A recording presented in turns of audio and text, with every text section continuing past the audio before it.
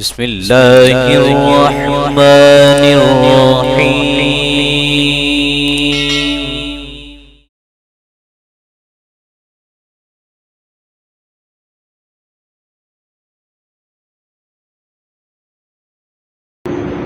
اگر ان اصولوں کی روشنی میں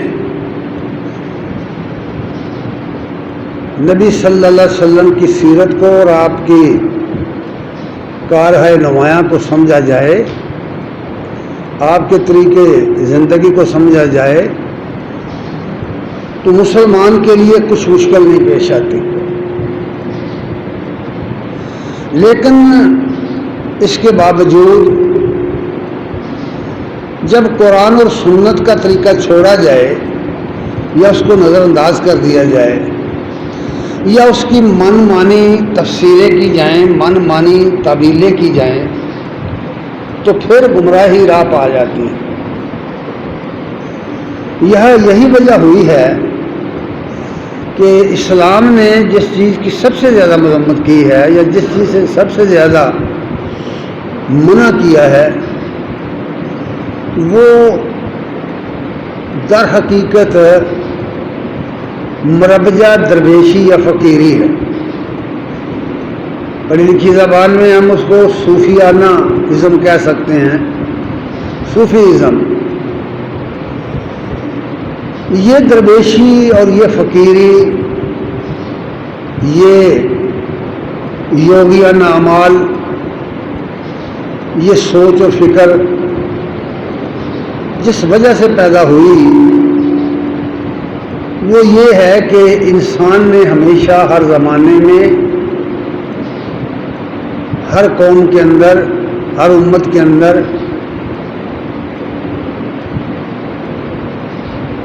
اس خیال کے ذریعے کہ اللہ تبارک تعالیٰ کو اس دنیا میں اس مادی جسم کے ساتھ، اس مادی عقل اور مادی نظروں کے ساتھ، آنکھوں کے ساتھ، نگاہوں کے ساتھ پایا جائے، دیکھا جائے۔ اللہ کو پانے اور دیکھنے کی یہ کوشش جو ہے، اس نے انسانوں کی اکثریت کو، مذہبی قسم کے انسانوں کو عمومی طور پر درویشی کی طرف مائل کر دیا ہے۔ پڑھی لکھی زبان میں جس کو رہبانیت کہتے ہیں، رہبانیت پر بے شمار کتابیں موجود ہیں اور راہب بے شمار قسم کے لوگ پیدا ہوئے، اور سابقہ امتوں میں یہود و نصارہ اس رہبانیت میں خصوصی طور پر نصارہ امامت کا درجہ رکھتے ہیں۔ یہ رہبانیت جو تھی، اس نے پر پرزے نکالے تو آہستہ آہستہ یہ دوسری دنیا میں بھی پھیل گئی اور مسلمان بھی اس سے متاثر ہوئے۔ اور اس رہبانیت کے پیچھے خیال ایک ہی ہے کہ اللہ تبارک تعالیٰ کو پا لیا جائے، مل لیا جائے، دیکھ لیا جائے، اللہ کا، اس کی ہستی کا، اس کی ذات کا نظارہ ہو جائے۔ بنیادی خیال تحت شعور میں یہ ہوتا ہے۔ لیکن اللہ تعالیٰ کی ہستی، اس کی ذات ایسی نہیں ہے کہ جو پا لی جائے یا جسے دیکھ لیا جائے یا دیکھا جا سکتا ہو۔ قرآن و سنت کی روشنی میں اگر ہم جائزہ لیں اس خیال کا، اس عقیدے کا یا اس سوچ کا، تو پتہ چلتا ہے کہ یہ ممکن ہی نہیں ہے، یہ بات ہی غلط ہے سرے سے۔ لیکن یہ تو ان لوگوں کے لیے ہے جو قرآن و سنت پر عمل کریں یا اس کو مانیں یا اس کو پرائرٹی دیں، اس کو درجہ دیں، یہ ان کے لیے۔ ورنہ عمومی طور پر جو خیال پایا جاتا ہے خود مسلمانوں کے اندر، مسلمانوں کی اکثریت کے اندر یہ خیال موجود ہے، خصوصی طور پر نبی کریم صلی اللہ علیہ وسلم کی ذات کے متعلق، کہ رسول اللہ صلی اللہ علیہ وسلم نے اپنے رب کو دیکھا تھا. اس کے لیے روایات بھی موجود ہیں اور بہت زیادہ روایات موجود ہیں. لیکن جیسے میں نے پہلے عرض کیا ہے کہ اگر ان کو اس کسوٹی پر پرکھا جائے جو قرآن و سنت میں طے شدہ ہے، جو اصول طے شدہ ہے، تو پتہ چل جاتا ہے کہ ایسا ہرگز نہیں.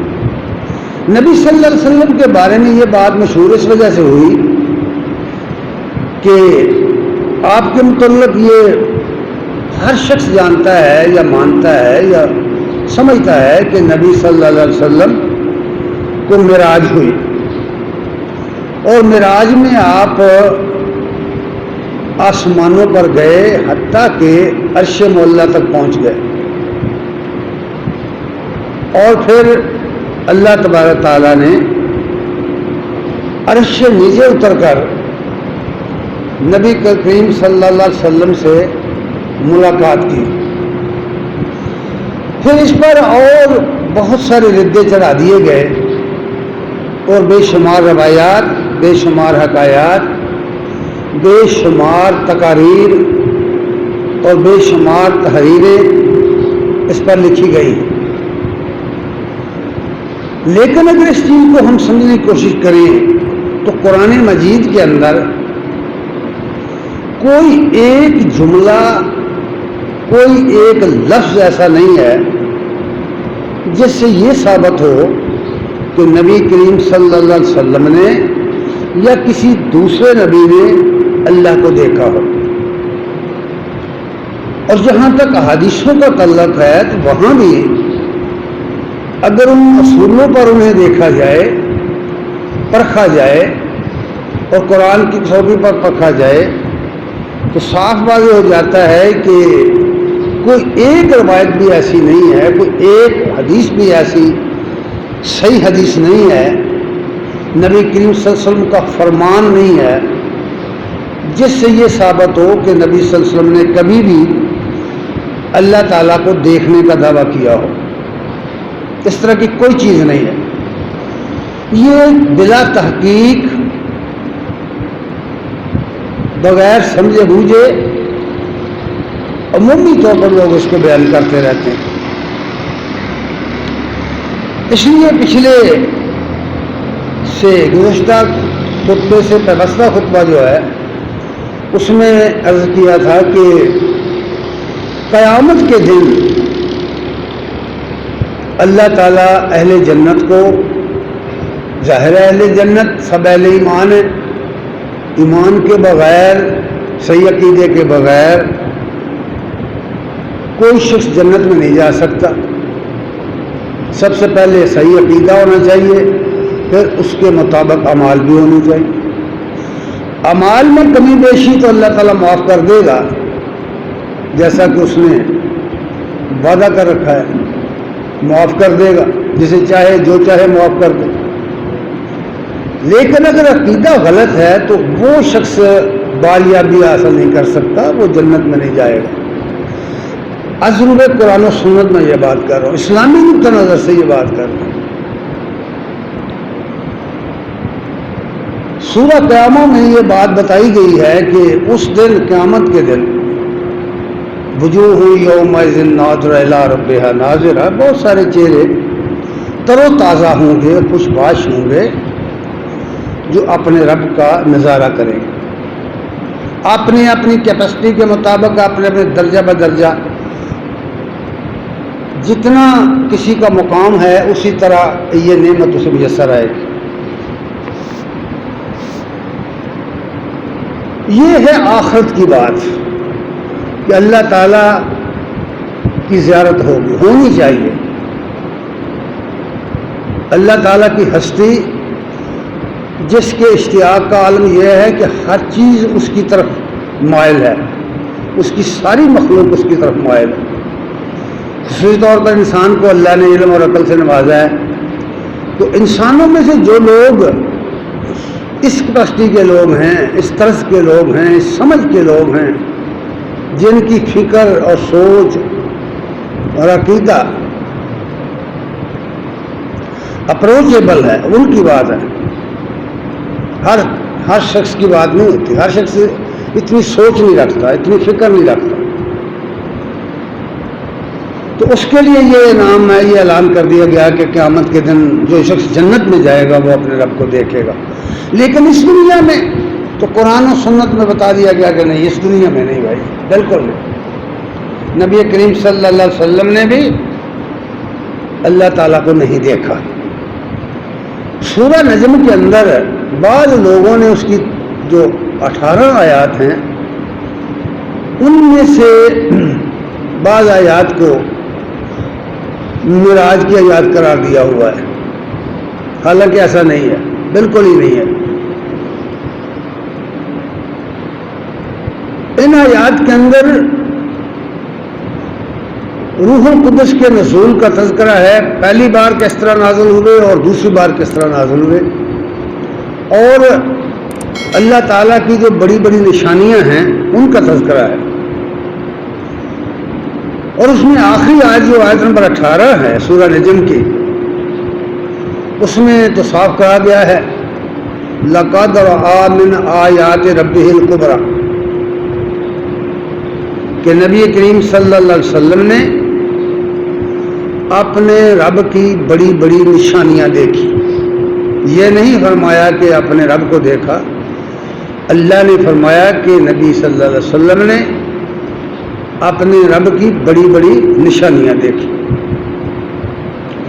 لیکن نہ جانے کیوں ایسا ہوا کہ پھر یہ باتیں مشہور ہو گئیں کہ نبی کریم صلی اللہ علیہ وسلم کو اللہ تعالیٰ کی زیارت ہوئی ہے، آپ نے اس کو دیکھا ہے. قرآن مجید میں جب اس کی نفی موجود ہے تو پھر کوئی وجہ نہیں تھی.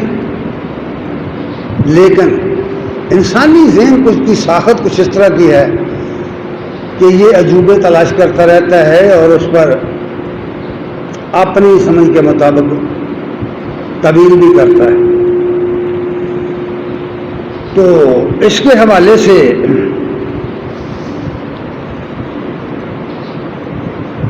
جب یہ بات عام مشہور ہوئی اور لوگوں نے ان آیات کا مطلب پوچھنا شروع کیا، جب تابعین کا زمانہ آیا تو صحابہ سے اس آیت کا، ان آیات کا مطلب پوچھنا شروع کیا لوگوں نے. تو اس سلسلے میں بہت ساری آیات ہیں. میں نے صرف ایک حدیث بیان کرنی ہے، جتنا ٹائم مل گیا، جتنی بات ہو سکی، جو رہ جائے گی وہ پھر بعد میں صحیح. مسعود رضی رحمہ اللہ بیان کرتے ہیں کہ میں عائشہ صدیقہ رضی اللہ تعالی عنہا کے پاس تکیہ لگا کے ٹیک لگائے بیٹھا تھا. ان مسروق قال كنت متكئا عند عائشہ فقالت یا ابا عائشہ.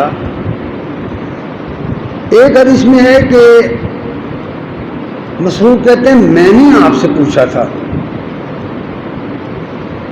اور اس میں یہ حدیث زیادہ تفصیل بیان کر رہی ہے، مسلم کی حدیث ہے. اس میں ہے کہ میں ان کے پاس تھا تو آپ نے فرمایا، ام المومنین نے فرمایا یا ابا عائشہ. ابا عائشہ مسروق کی کنیت ہے. انہوں نے مخاطب کر کے مسروق کو کہا اے ابو عائشہ، سلاسن، تین باتیں ایسی ہیں، تین باتیں، امی عائشہ نے فرمایا تین باتیں ایسی ہیں کہ جو شخص ان میں سے کسی ایک کا بھی دعویٰ کرے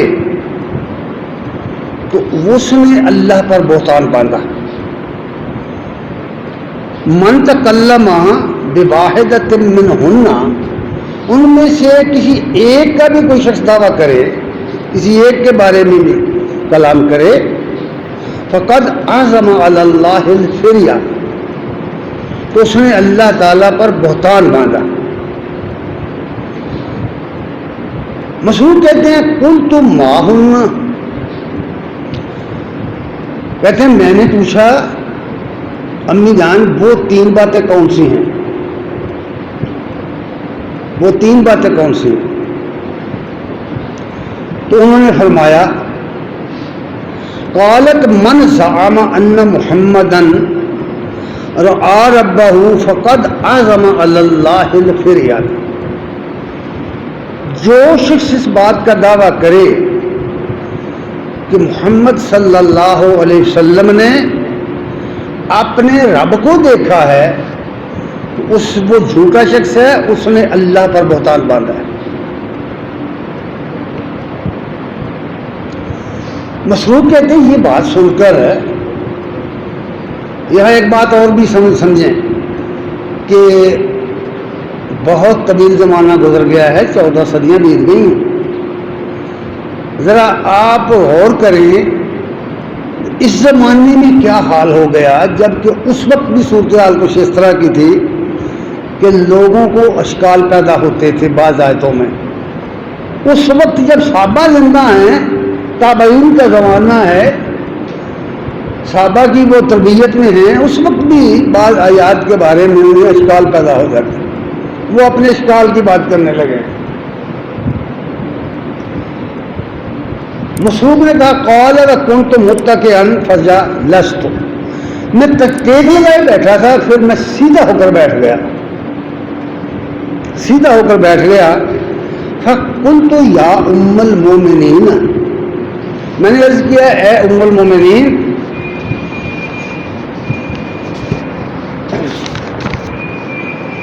انظرینی ولا تعجلینی، عرض کی ہے ام المومنین مجھے تھوڑا سا موقع دیں بات کرنے کا، آپ ذرا جلدی نہ کریں، مجھے بات کرنے کا موقع دیں.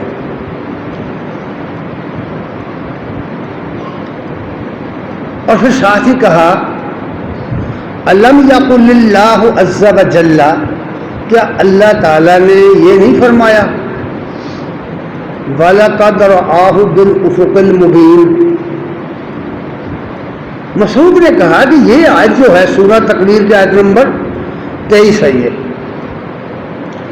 وہ کہتے ہیں کہ میں نے کہا کہ اللہ نے یہ جملہ ارشاد نہیں فرمایا وَلَقَدْ رَآهُ بِالْأُفُقِ الْمُبِينِ، کہ اس نے دیکھا اس کو، یعنی نبی کریم صلی اللہ علیہ وسلم نے اس کو دیکھا. مسروق سمجھے کہ اللہ کو دیکھا، اس میں کسی کا نام نہیں ہے، اشارات ہیں، ضمائر ہیں.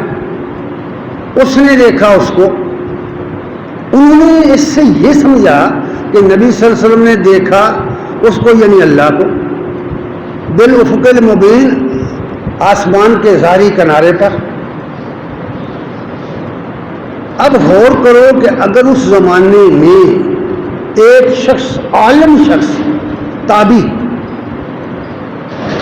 صحابہ کی صحبت میں رہنے والی شخصیت قرآن سمجھنے میں یہ غلطی کرے، قرآن سمجھنے، قرآنی آیت کو سمجھنے میں اسے یہ اشکال پیدا ہو کہ کس نے کس کو دیکھا، اور یہ سمجھے کہ نبی صلی اللہ علیہ وسلم نے اللہ کو دیکھا، تو آپ اندازہ کر سکتے ہیں کہ اب قرآن پڑھتے ہوئے، اس کا ترجمہ کرتے ہوئے، اس کی تفسیر کرتے ہوئے کیا صورتحال پیدا ہو جائے گی. اب کیا ہوگا جب وہ قریب ترین زمانے کے لوگ ہیں تو ان کا یہ حال تھا، تو اب ہمارا کیا ہوگا پھر. اور یہی وجہ ہے کہ قرآن مجید کے تراجم اگر آپ پڑھیں گے تو ان میں اختلاف پائیں گے، تفسیروں میں تو بہت ہی زیادہ ہے نا. اس کی یہی وجہ ہوئی کہ قرآن مجید کو سمجھنے کے لیے جو اس کے بنیادی اصول ہیں انہیں اپنانا پڑے گا. اور دوسری آیت پھر انہوں نے ایک اور پڑھی، وہ سورہ نجم کی آیت نمبر 13 ہے. اس میں ہے کہ وَلَقَدْ رَآهُ نَزْلَةً أُخْرَىٰ، اور البتہ تحقیق اس نے اس کو دوسری مرتبہ اترتے ہوئے دیکھا. دوسری مرتبہ اس نے اس کو، یعنی نبی صلی اللہ علیہ وسلم نے بلندی سے اترتے ہوئے اللہ تعالیٰ کو دوسری مرتبہ دیکھا. اچھا، عام طور پر آپ دیکھیں تراجم کو پڑھیں، 2 4 5 7 10 تراجم اکٹھے کریں تو آپ کو اندازہ ہو جائے گا جو لوگ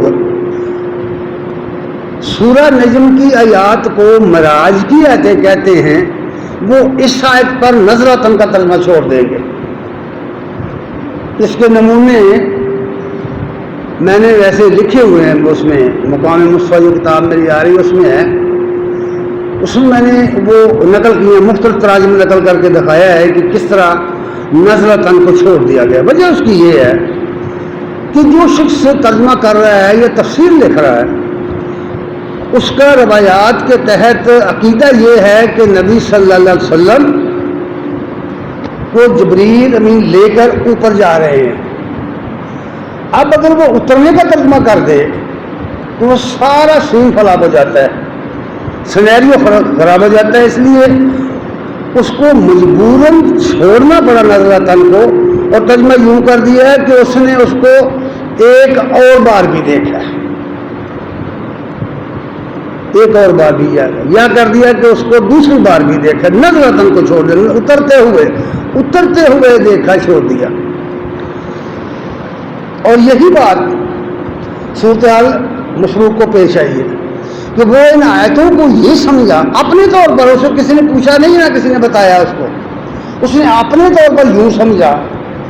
پھر یہ بھی بات سمجھ میں آ گئی اس واقعہ سے کہ قرآن سمجھنے کے لیے استاد چاہیے۔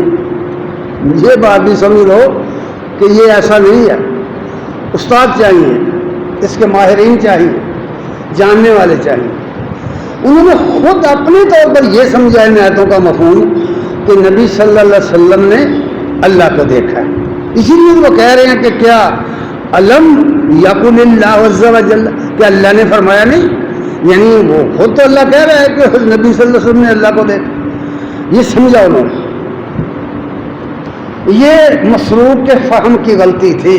ایک تابعی کی بات کر رہا ہوں میں، تابعی کی، عام لوگوں کی بات نہیں ہے کہ ایک تابعی اپنی فہم میں تفہیم میں کیا غلطی کر رہا ہے۔ سن کر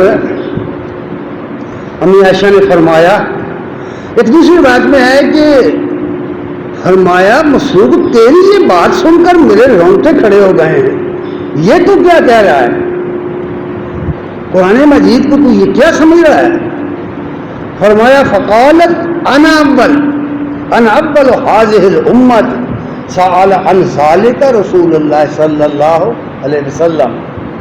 امی عائشہ نے فرمایا اس امت میں سب سے پہلے ان آیات کے بارے میں نے سوال کیا تھا رسول اللہ صلی اللہ علیہ وسلم سے، میں نے سوال کیا تھا، اپنی بات نہیں کی، رسول اللہ صلی اللہ علیہ وسلم کی طرف منسوب کر کے کہا کہ ان آیتوں کا معنی کیا ہے، مطلب کیا ہے، میں نے خود رسول اللہ صلی اللہ علیہ وسلم سے پوچھا تھا۔ تو آپ نے فرمایا، رسول اللہ صلی اللہ علیہ وسلم فرمایا فقال انما هو جبریل لم ارہ علی صورتہ التی خلق علیہا غیر ہاتین المرتین رأیتہ منحبتا من السماء صادا اعظم خلقہ ما بین السماء والارض۔ ان الفاظ میں بہت بڑی سینیریو ہے جو بنایا دیا گیا ہے، منظر ہے جو بیان کیا گیا، پورا منظر بنا دیا گیا۔ رسول اللہ صلی اللہ علیہ وسلم نے فرمایا اس سے مراد تو ہے جبریل، جس کو میں نے دیکھا اس کی اس اصلی شکل میں جس پر اس کو پیدا کیا گیا، جس پر اللہ نے اس کو بنایا ہے، جو اس کی اصلی شکل و صورت ہے، میں نے اس کو دیکھا ہے صرف 2 بار، غیر ہاتین المرتین، 2 مرتبہ صرف دیکھا ہے۔ رأیتہ منحبتا من السماء صاعدا، اور میں نے ان کو دیکھا کہ وہ آسمان سے اتر رہے ہیں۔ اب قرآن کی آیت دیکھو، وَلَقَدْ رَآهُ بِالْأُفُقِ الْمُبِينِ، یہ ہم جب نگاہ ڈالتے ہیں نا دور، اگر بہت نیچے ہم جائیں افق کے نیچے تو پھر ہمیں کچھ دکھائی نہیں دے گا۔ چاند جب طلوع کرتا ہے حلال نظر نہیں آتا، وہ افق کے بہت نیچے ہوتا ہے، وہ نظر نہیں آتا، لیکن جب وہ تھوڑا بلند ہوتا ہے اس کے کنارے پر اوپر آتا ہے تو وہ کھلا دکھائی دینا شروع ہو جاتا ہے۔ تو جبریل افق مبین سے نظر آنا شروع ہوئے اور پھر آہستہ آہستہ آگے بڑھے سے اس کی پوری تفصیل سورہ نجم میں بیان کی گئی ہے. وہاں فرمایا وَلَقَدْ رَآهُ بِالْأُفُقِ الْأَعْلَىٰ ثُمَّ دَنَا فَتَدَلَّىٰ فَقَابَ قَوْسَيْنِ أَوْ أَدْنَىٰ.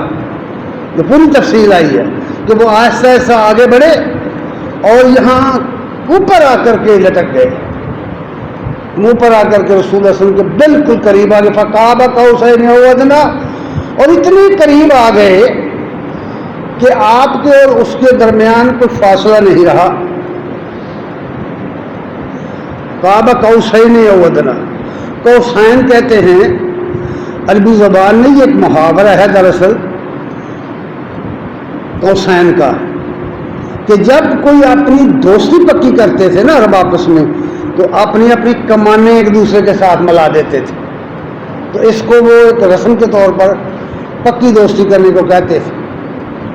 اور عربی زبان میں کعبہ جو ہے, ابن کثیر نے اپنی تفسیر میں لکھا ہے کہ یہ جو ہم پیمائش کرتے ہیں نا, اس طرح انگلوں سے جب پیمائش کرتے ہیں تو پھر ایک انگل پیمائش میں آتی ہے, ایک انگل, دو انگلیں, تو ایک انگل کا قریب ہو جانا, ایک انگل کے فاصلے کو کعبہ کہتے ہیں, یعنی گویا فاصلہ نہیں تھا.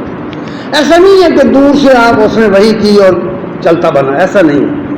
ایک شفیق استاد کی مانند جبریل قریب آئے اور اللہ تعالیٰ کے حکم سے, اللہ تعالیٰ کے اذن سے جو اللہ نے وحی دے کر بھیجا تھا, وہ پہلی وحی کا ذکر ہو رہا ہے. فَأَوْحَىٰ إِلَىٰ عَبْدِهِ مَا أَوْحَىٰ, پھر اس نے اللہ کے بندے کی طرف وحی کی جو اس نے وحی کی. وہ پہلی وحی تھی جس کے موقع پر آپ اتنے قریب آئے تھے, اور اس کا دوسری روایات میں پوری تفصیل سے کہ وادی میں تھا, وادی میں آپ نے ان کو کھلی وادی میں دیکھا, اور اس طرح دیکھا کہ پوری فضا میں جب آپ کے سامنے آ گئے منحبتاً, تو اس کے لیے اس نے اس کی وضاحت کر دی کہ سادن, کہ پوری فضا پر جبریل امین ہی چھائے ہوئے تھے. آپ جدھر دیکھتے تھے جبریل نظر آتے تھے, پورا سناریو, پورا منظر جو تھا اس پر جبریل نظر آ رہے تھے. اور اس کی عبداللہ بن مسعود کی روایت میں ہے کہ جبریل اتنا بڑا ان کا وجود تھا کہ ان کے پر 600 پر تھے. ایک حدیث میں فرمایا نبی صلی اللہ علیہ وسلم کہ جب میں نے اسے دیکھا تو اس کے 600 پر تھے, اور ایک اور حدیث میں ہے کہ ایک پر مشرق سے مغرب تک. اب اس کی ہستی کا اندازہ نہیں ہو سکتا, ہم لوگ نہیں کر سکتے. یہ ہمیں نا ذہن کے قریب کرنے کے لیے یہ الفاظ ہیں جن سے ہم تھوڑا سا تصور کر سکتے ہیں. سادن اعظم خلق ہی, اس کی وجود نے, اس کے تن و توش نے پوری فضا کو گھیرا ہوا تھا, اس کی جسمانیت نے پوری فضا کو گھیرا ہوا تھا. اور وہ کیسے, اس کی کیفیت یوں بیان کی, ما بین سماء الی الارض, زمین سے لے کر آسمان تک ہر طرف انہیں کا وجود نظر آ رہا تھا. جب پہلی وحی نازل فرمائی, پہلی وحی, یہ بحث الگ ہے کہ وہ پہلی وحی کیا تھی, یہ ایک الگ بحث ہے. اور اس کو بھی اگر غور و فکر سے دیکھا جائے اور اچھی طرح روایات کو جمع کر کے قرآن مجید کے سامنے رکھ کے دیکھا جائے تو وہ بھی وضاحت ہو جاتی ہے کہ وہ پہلی وحی کیا تھی. اتقان فی علوم القرآن میں سیوطی رحمہ اللہ نے کہا کہ اس سے مراد سورہ الفاتحہ ہے. سب سے پہلی جو سورہ نازل ہوئی وہ سورہ فاتحہ ہے, اور نماز میں سب سے پہلی جو نماز پڑھی گئی اور سب سے پہلی جو سورہ پڑھی گئی نماز میں وہ سورہ فاتحہ ہے. پھر ترمذی اور ابو داؤد وغیرہ صحاح کی حدیثوں میں یہ چیزیں سب پائی جاتی ہیں. یہ بیان کر کے نا امی عائشہ نے فرمایا, فقالت, فرمانے لگی, اولم تسمع ان اللہ عز وجل, مسروق تو نے یہ سنا نہیں, تو نے یہ نہیں سنا کیا کہ اللہ فرماتا ہے سورہ انعام آیت نمبر 103. اللہ فرماتا ہے, دلیل لائی ہے امی عائشہ نے قرآن مجید سے یہ دلیل پیش کی, لا تدرکہ الابصار وہو یدرک الابصار وہو اللطیف الخبیر. اللہ وہ ہستی ہے کہ جس کو ہماری نگاہیں, انسانوں کی نگاہیں پا نہیں سکتی, نہیں دیکھ سکتی. اللہ تعالیٰ کی ہستی جو ہے اس کو انسانی نگاہیں نہیں پا سکتی, ان کا ادراک تک نہیں کر سکتی, اور وہ نگاہوں کو پاتا ہے, وہ انسانوں کی نگاہوں کو پاتا ہے, اور وہ نہایت باریک بین اور باخبر ہے. اب یہ ذرا غور کیجئے, پھر یہاں ایک سوال پیدا ہو جاتا ہے کہ جو دیکھا نہیں, جو کبھی ملا نہیں, جس کی ہم نے تعریفیں تو بہت سنی, لیکن اس کے بارے میں ان تعریفوں کے سوا ہم کچھ نہیں جانتے, نہ اسے دیکھ سکتے ہیں, نہ اسے مس کر سکتے ہیں, نہ اسے پکڑ سکتے ہیں, نہ اس کا ادراک کر سکتے ہیں, تو پھر ایسی ہستی کا قرب ہمیں کیسے حاصل ہو, ہم اس کے قریب کیسے ہو جائیں گے؟ باریک بات ہے بھائی, ذرا ذہنوں پر زور دے کر سوچو, باریک بات. اچھا, اس کا حل یہ بتا دیا گیا, حدیث میں ہے یہ اس کا حل, کہ اللہ کو دیکھنا کوئی ضروری بھی نہیں ہے. اگر تم یہ دیکھنا چاہتے ہو کہ تم اللہ کے کتنے قریب ہو, تو تمہیں خود اپنے بارے میں اندازہ کرنا ہوگا, خود اپنے بارے میں اپنا جائزہ لینا ہوگا کہ اللہ کے قریب ہو یا اللہ سے دور ہو. اس کا اندازہ تمہیں خود اپنی ذات سے ہو جائے گا. نبی کریم صلی اللہ علیہ وسلم ایک دفعہ اپنے صحابہ کے اندر بیٹھے تھے, تو ایک شخص آیا, عمر بن خطاب رضی اللہ تعالیٰ عنہ بیان کرتے ہیں, اس حدیث کو کئی صحابہ نے بیان کیا, ابو ہریرہ بھی بیان کرتے ہیں.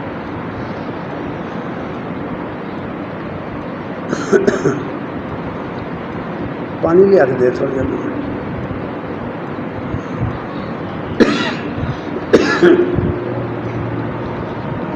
تو ایک شخص آیا, وہ مجلس کو چیرتا ہوا آیا اور نبی کریم صلی اللہ علیہ وسلم کے سامنے بالکل جہاں آپ تشریف فرما تھے وہاں بیٹھ گیا, اور گھٹنے اس نے ٹیک دیے جس طرح تشہد میں بیٹھتے ہیں.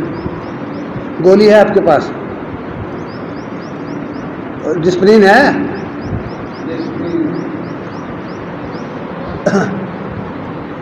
تو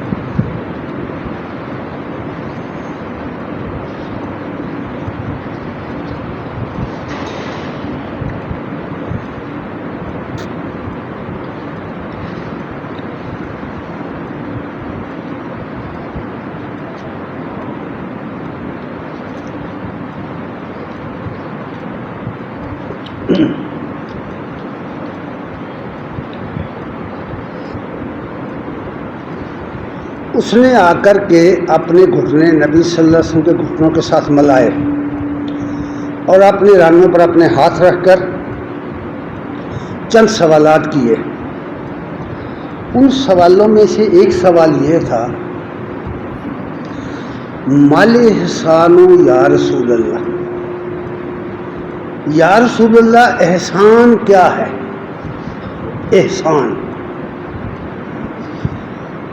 تو ہم سے اگر کوئی شخص پوچھے کہ احسان کیا ہوتا ہے, تو ہم کہیں گے کہ کسی کے ساتھ نیکی کرنا, کسی کے ساتھ بھلائی کرنا, اس کو احسان کہتے ہیں. یہی ہے نا عام طور پر ہمارا تصور احسان کرنے کے بارے میں یہی ہے کہ کسی کے ساتھ نیکی بھلائی کرنا.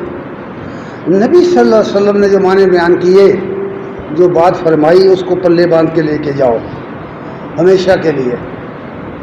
اس نے پوچھا احسان کیا ہے؟ آپ نے فرمایا احسان یہ ہے، قال وعبد ربک، اپنے رب کی بندگی یوں کر، کأنک تراہ، کہ گویا تو اس کو دیکھ رہا ہے۔ نبی صلی اللہ علیہ وسلم نے احسان کا معنی یہ بتایا اس کو، سائل کو، کہ اپنے رب کی بندگی یوں کر کہ گویا تو اسے دیکھ رہا ہے۔ یہ بہت اعلیٰ معیار ہے، بہت ہی بلند معیار ہے یہ، کہ کوئی شخص یہ کہے کہ میرا رب مجھے نظر آ رہا ہے اپنے تصور میں، بہت بلند معیار ہے۔ پھر ساتھ ہی فرمایا فَإِن لَّمْ تَكُن تَرَاهُ، اگر تو یہ نہیں کر سکتا کہ تو اس کو اپنی نظروں کے سامنے لائے اپنے تصور میں، تو یہ تصور کر فَإِنَّهُ يَرَاكَ، وہ تجھے دیکھ رہا ہے، یا تو اس کو دیکھ رہا ہے یا وہ تجھے دیکھ رہا ہے۔ اب ذرا غور کیجئے، اگر یہ تصور مستحکم ہو جائے کہ میرا رب مجھے دیکھ رہا ہے اور یہ ہر وقت حاضر رہے، تو فرمائیے کوئی شخص کبھی بھی کسی لمحے بھی اپنے رب کی نافرمانی کر سکتا ہے؟ جب ہمیں پتہ ہو کہ یہ مجھے کو فلاں دیکھ رہا ہے، میں اس کے دیکھنے کی وجہ سے کوئی غلط بات نہیں کرتا، کوئی غلط حرکت نہیں کرتا، تو جب میرا یہ تصور قائم ہو جائے کہ اللہ مجھے دیکھ رہا ہے، تو کیا خیال ہے، کیا انسان غلط کام کر سکتا ہے؟ جب یہ خیال پیدا ہوتا ہے دل میں، یہ وہ مقام ہے جب انسان اللہ کے بہت قریب ہوتا ہے اور اللہ بھی اس کے بہت قریب ہوتا ہے۔ یہ بات سمجھا دی، یہ پہلی بات سمجھائی کہ اللہ تعالیٰ کو اس دنیا میں، فانی دنیا میں، فانی وجود کے ساتھ، اس مادی وجود کے ساتھ دیکھنا ممکن نہیں ہے، یہ پہلی بات۔ دوسری دلیل یہ دی، سورۃ شورى آیت نمبر 5 میں فرق کو آپ نے امی ام المومنین نے پڑھا، وَمَا كَانَ لِبَشَرٍ، یہ بہت اہم چیز ہے، ہمیں علم ہونا چاہیے ان باتوں کا، ہمیں ان چیزوں کو جاننا چاہیے۔ وَمَا كَانَ لِبَشَرٍ أَن يُكَلِّمَهُ اللَّهُ، کسی انسان کے بس کی بات نہیں ہے، کسی انسان کی یہ شان نہیں ہے کہ اللہ اس سے روح در روح کلام کرے۔ جس طرح انسان کے ساتھ آمنے سامنے بات کرتے ہیں نا، روح در روح بات کرتے ہیں، فرمایا نہیں اللہ کی یہ شان کوئی انسان نہیں ہے، کسی انسان کا یہ مقام ہی نہیں ہے، خواہ وہ نبی ہے، خواہ وہ ولی ہے، خواہ وہ عالم ہے، خواہ وہ جاہل، کتنا بڑا کوئی انسان بھی ہو، فرمایا نہیں کسی انسان کی یہ شان نہیں۔ وما کان لبشر ان یکلمہ اللہ، کسی کی یہ شان نہیں ہے۔ یہ پہلی بات ہے کہ جب روح در روح کلام ہی نہیں کر سکتے تو دیکھنا تو پھر بہت دور کی بات ہے۔ پھر فرمایا الا وحیا، مگر یہ کہ اللہ وحی کے ذریعے اس سے کوئی بات بتائے۔ وحی کا مطلب یہ ہوتا ہے، لفظ وحی کا مطلب یہ ہے کہ اشارہ کرنے والا اشارہ کرے، جس کو کیا ہے وہ جانے، یا اشارہ کرنے والا جانتا ہے یا جس کو کیا گیا وہ جانتا ہے، دوسرے کسی کو پتہ نہیں چلتا۔ اس کو وحی کہتے ہیں، اس کا اصل معنی ہے یہ کہ اللہ چاہے تو کسی کو اپنا علم بذریعہ وحی دے دے، ایسا اشارہ فرما دے۔ الا وحیا او من وراء حجاب، یا پھر پردے کے پیچھے سے، جس طرح موسیٰ علیہ السلام سے کلام فرمایا ہے پردے کے پیچھے سے۔ او یرسل رسولا، یا اللہ تعالیٰ رسول بھیجے، یعنی ملائکہ میں سے جو رسول مقرر ہوئے ہیں اس کا پیغام لانے کے لیے، اس کا کلام، اس کی وحی لانے کے لیے، یا پھر اس کو بھیجے، جیسے جبریل امین روح القدس، فیوحی بإذنہ ما یشاء، اور پھر وہ رسول آنے والا جو ہے اللہ تعالیٰ کے اذن کے مطابق جو اللہ چاہتا ہے اس کی وہی کرتے۔ انہ علی حکیم، بے شک اللہ تعالیٰ بہت ہی بلند شان والا اور حکمت والا ہے۔ اب ذرا غور کرو، یہ دعوے اگر اولیاء تذکرۃ الاولیاء نامی کتابیں پڑھیں نا آپ، تو آپ کو پتہ چلے گا بے شمار لوگ یہ دعوے رکھتے ہیں کہ ہم نے اللہ کو دیکھا ہے، ایسا تھا ویسا تھا، کتابوں میں یہ کتابیں بھری پڑی، بڑے بڑے دعوے، لیکن سب جھوٹ پر مبنی ہیں یہ چیزیں۔ اس لیے کہ کوئی بھی اللہ کا ولی پیغمبر سے، اللہ کے رسول سے، نبی سے بلند مرتبہ نہیں ہوتا۔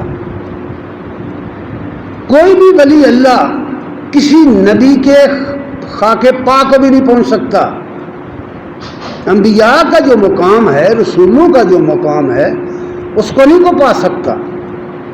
اور پھر موسیٰ علیہ السلام بہت بڑے جلیل القدر نبی، جلیل القدر رسول، جس کو اللہ نے کلام کیا جس کے ساتھ پردے کے پیچھے سے اور کتاب دے کر بھیجا۔ اب اس کا واقعہ سنو، جب اللہ رسول کو یہ بات کہے کہ تم مجھے نہیں دیکھ سکتے، پھر کیا کرو گے؟ اس لیے فرمایا سورہ اعراف کی آیت نمبر 143-44 کو پڑھیے، وَلَمَّا جَاءَ مُوسَىٰ لِمِيقَاتِنَا، کہ جب ہمارے مقرر کردہ ملاقات کے وقت پر موسیٰ آئے، طور سینہ میں آئے، جب پہاڑ پر آئے، وَكَلَّمَهُ رَبُّهُ، اور اپنے رب سے انہوں نے کلام کیا۔ وہ بات ہوگی پیچھے کہ ورائے الحجاب، پردے کے پیچھے سے۔ پنجابی کے ایک شاعر نے کہا ہے، صورت قلمیوں پاک ندائیں حرفوں پاک زبانوں۔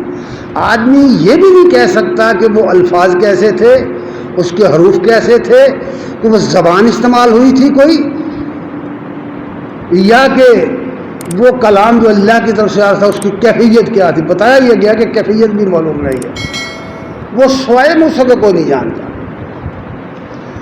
جب کلام کیا تو فرمایا قال ربی، موسیٰ علیہ السلام نے عرض کیا اے میرے رب، آرینی، مجھے اپنا جلوہ دکھاؤ، انظر الیک، میں تجھے دیکھوں، میں تجھے دیکھنے کا مشتاق ہوں۔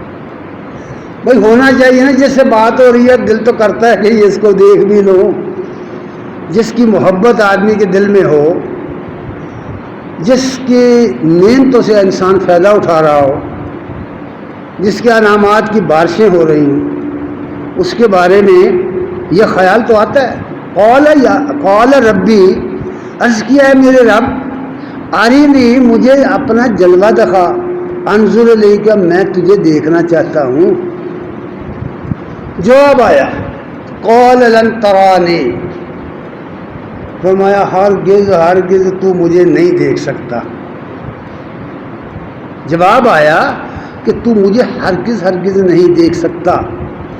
اور پھر فرمایا اچھا چلیے، ولکن انظر الی الجبل، اللہ نے فرمایا اس پہاڑ کی طرف دیکھ، اس پہاڑ کی طرف ذرا دیکھ۔ فلما تجلی ربہ للجبل، پہلے فرمایا فإن استقر مکانہ، اس پہاڑ کی طرف دیکھ، اگر تو اپنی جگہ کھڑا رہ گیا، اگر اپنی جگہ کھڑا رہ گیا تو پھر دیکھ لے۔ لیکن پھر ہوا کیا؟ فإن استقر مکانہ فسوف ترانی، اگر تو اپنی جگہ کھڑا رہا تو مجھے عنقریب دیکھ لے گا۔ فلما تجلی ربہ للجبل، تو جب اللہ نے اس پہاڑ پر جلوہ فرمایا، تجلی فرمائی، جعل دکن، تو وہ ریزہ ہو کر اڑ گیا، ریزہ ہو کر پہاڑ نابود ہو گیا۔ اور موسیٰ کی حالت کیا ہوئی؟ فرمایا فخر موسیٰ صاعقا، اور موسیٰ بے ہوش ہو کر گر گئے. اگر کوئی بڑے سے بڑا بھی ولی اللہ ہو تو موسیٰ کے مقام کو پہنچ جائے گا. اگر موسیٰ کھڑا نہیں رہ سکے اپنے مقام پر، خود دعا کی ہے اور جلوہ رب کو نہیں دیکھ پا سکے، تجلی الہی کو برداشت نہیں کر سکے اور پہاڑ نہیں برداشت کر سکے، اس کا مطلب یہ ہے کہ اللہ اگر ظہور فرمائے تو یہ کائنات ہی فنا ہو جائے گی. اس کا یہ مطلب ہے نا کہ کوئی چیز اس کا جلوہ برداشت نہیں کر سکتی.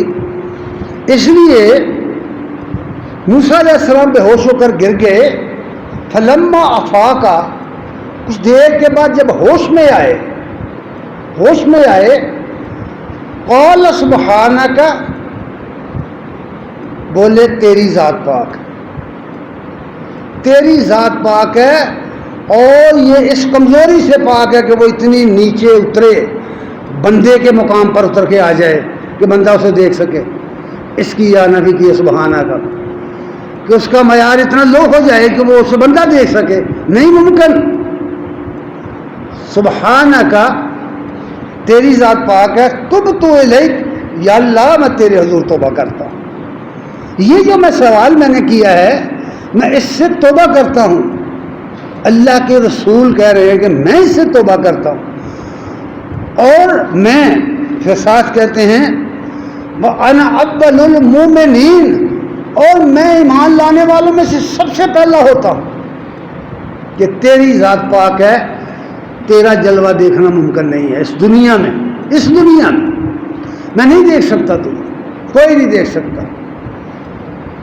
اتنے عظیم اللہ کے رسول توبہ کر رہے ہیں، اللہ کی پاکی بیان کر رہے ہیں اور کہتے ہیں کہ میں ایمان لاتا ہوں. یعنی ایمان لانے کے لیے دیکھنا ضروری نہیں ہے، اس کی قدرتیں نظر آ رہی ہیں، اس کی ہستی، اس کی عظمتیں نظر آ رہی ہیں، اس کا جلال نظر آ رہا ہے، اس کی نعمتیں. کہتے ہیں میں ایمان لانے والا ہوں. پھر کہا، جواب آیا قال یا موسیٰ، پھر آواز آئی اے موسیٰ،